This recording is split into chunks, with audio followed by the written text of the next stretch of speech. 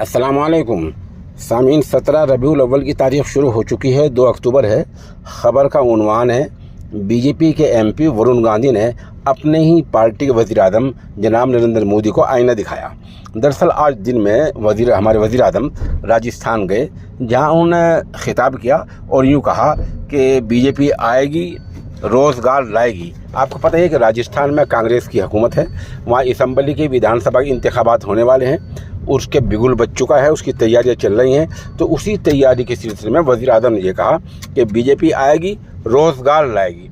एक तरफ दिन के शुरू के हिस्से में वज़ीर आज़म ये ऐलान कर रहे थे, तो दूसरी तरफ दिन के आखिरी हिस्से में उन्हीं की पार्टी के बीजेपी एमपी वरुण गांधी उन्हें आईना दिखा रहे थे। आईना क्या दिखा, क्या कहा, ज़रा लंबा बयान है, मैं आपको पूरा सुना देता हूँ। पीलीभीत से बीजेपी एमपी वरुण गांधी ने रोजगार के मुद्दे पर एक बार फिर अपनी ही सरकार को घेरा है। उन्होंने कहा कि देश के 1 करोड़ सरकारी ओहदे खाली पड़े हैं, जो सरकारी असामियाँ होती हैं, जो सरकारी नौकरियां होती हैं, वो 1 करोड़ खाली पड़ी हैं। घर घर में बेरोजगार हैं, तो नौकरियां क्यों नहीं दे रहे हो? क्यों? ताकि पैसा बचाकर चुनाव में रेवड़ियाँ फेंकी जाएं, आटा चावल मुफ्त में दिया जाए। 2 रोज़ा दौरे पर पीलीभीत पहुंचे मेंबर पार्लियामेंट वरुण गांधी ने आज बिलसंडा के कई देहात का दौरा किया है और आवाम से रब्ता किया है। और वरुण गांधी ने वहां कहा है कि सियासत में बदनवानी, करप्शन बहुत घुस गया है। मैंने आज तक एमपी की तनख्वाह तक नहीं ली है, सरकारी गाड़ी से नहीं चलता हूँ। फ़ायदे वाले ओहदे या कोई बात अगर मैं लूँगा या करूँगा तो फिर मन की बात बोल नहीं पाऊँगा।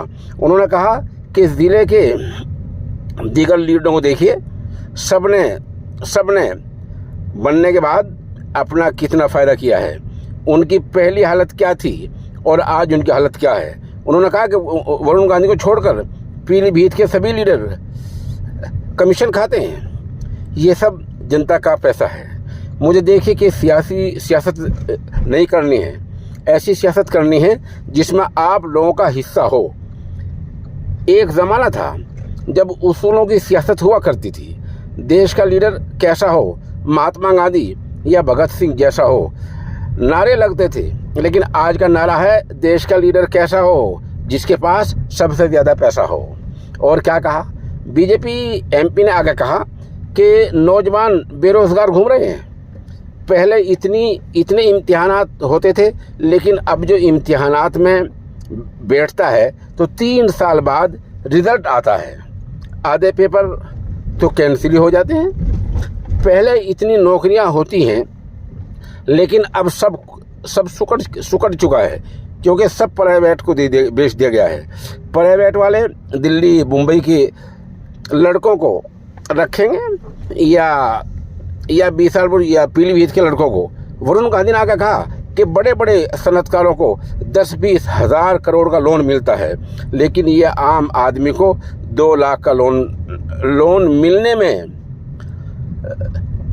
सबूत मांगते हैं। उसके सरकारी दफातर के चक्कर लगाते उसकी जूतियाँ घिस चुकी होती हैं। उन्होंने कहा कि मैं 2 हिंदुस्तान को नहीं देखना चाहता, जिसमें एक हिंदुस्तान के बच्चे विदेश में पढ़ें और नौकरी पाएं, दूसरे हिंदुस्तान में बच्चों के सपने छोटे हों, सेहत भी ठीक ना हो, नौकरी भी न मिल पा रही हो।